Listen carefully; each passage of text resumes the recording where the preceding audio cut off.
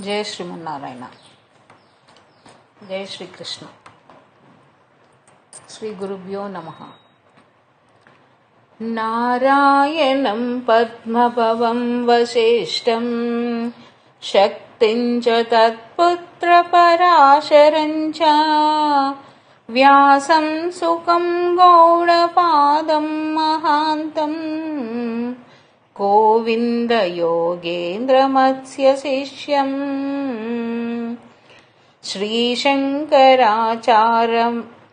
श्रीशङ्कराचार्यमत्स्य पद्मपदं च हस्तमलकं च शिष्यम् तं तोटकं वर्तिकाकारमन्यम् अस्मद्गुरुन् सन्ततमानतोऽस्मि।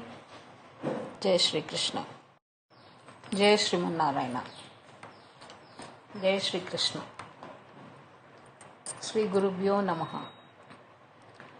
नारायणं पद्मभवं वसिष्ठं शक्तिं च तत्पुत्रपराशरं च व्यासं सुखं गौडपादं महान्तम् गोविन्द योगेन्द्रमत्स्य शिष्यम् श्रीशङ्कराचार्यमत्स्य पद्मपदं च हस्तमलकं च शिष्यम् तं तोटकं वर्तिकाकारमन्यम् अस्मद्गुरुन् सन्ततमानतोऽस्मि।